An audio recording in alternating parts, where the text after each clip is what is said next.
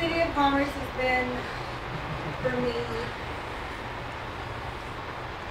I guess, a lucky start. If I hadn't grown up in the City of Commerce, I would have never been introduced to aquatics, to the sport that I love, water polo, so I'm incredibly grateful. Okay, sorry, players out there in the sun. I'm incredibly grateful for their vision to invest in their youth and to remove all financial barriers. I want to start off by saying a thank you to my parents, mamá y papá. Muchas gracias por todo el apoyo de toda mi carrera. Sin ustedes no hubiera podido hacer todo lo que hice en el agua y fuera del agua. Los quiero mucho.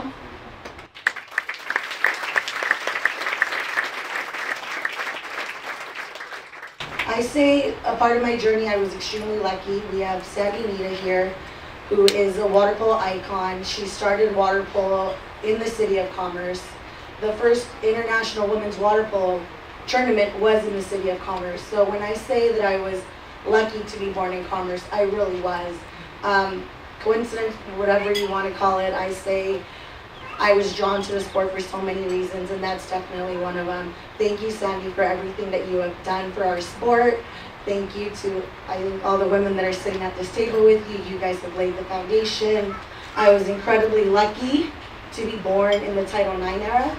I was able to pursue a collegiate scholarship. I was able to go to 4 Olympics, and I know you guys didn't get the chance, but I know that you guys would have also been on that podium because you guys are badass.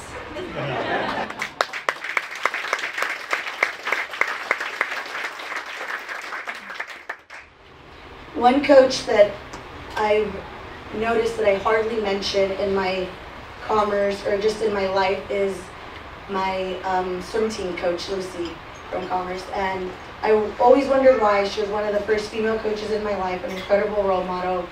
And she was a swim coach, and that's the shocker, right? But she always supported me, and I'm incredibly grateful for her. And I wanted to take this moment in a room full of water polo players to thank my swim coach, because without her support at a young age, I don't know, I think I wouldn't really be standing here. I think her support is like the support of my parents, so thank you, Lucy.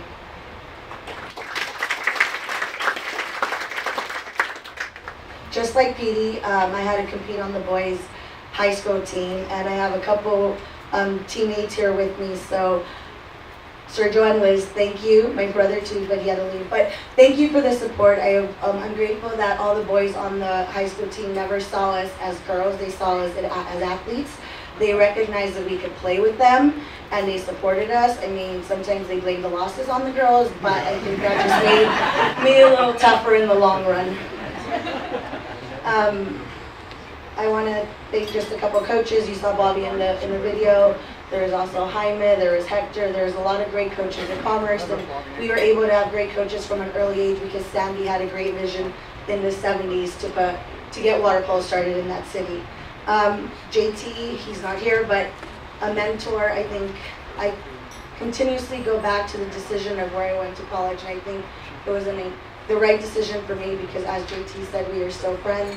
He's definitely been someone in my corner that I have reached out on numerous occasions. His biggest, I think, help was helping me transition out of the identity of being a water polo player after so many years and finally walking away from the sport to do other things.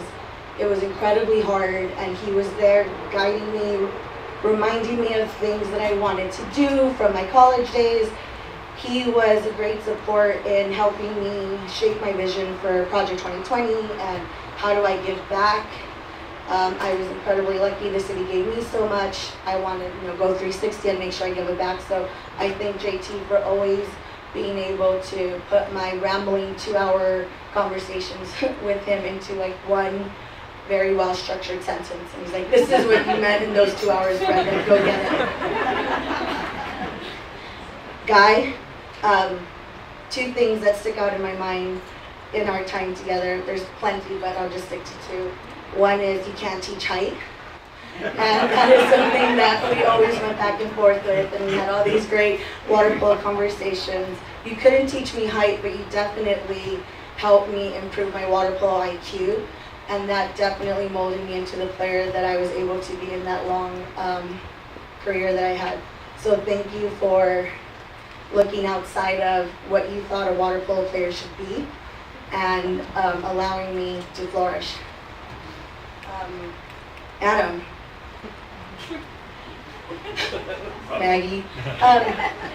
The game doesn't know the first couple years how we struggled together, but we know where we are now and the respect and the love that we have for the team then and now and the future of USA Women's Water Polo. Thank you to you and the team for being here and supporting this incredible event. This needs to continue to happen. We need to keep recognizing people. This is an opportunity for the past, the present, and the future to be in one room having conversations and showing our appreciation for this incredible sport that we are all still dedicated to. Teammates, there's so many of you. I'm not going to name you all. But before I get into teammates, I do want to say I have my first junior team coach, Brenda, is here. Vaughn was my first national team coach. Took a chance on a 15-year-old, invited me to a training camp. I remember I didn't even ask my parents if I really could go. They're like, can you drop me off at Pomona? I have a practice. What are you doing there? And it's like, oh, I have a practice to get to. And I believe Liz Garcia was with me on that trip. And it's just kind of how it went with my parents. I told them where I needed to be, and they said yes. So thank you for that.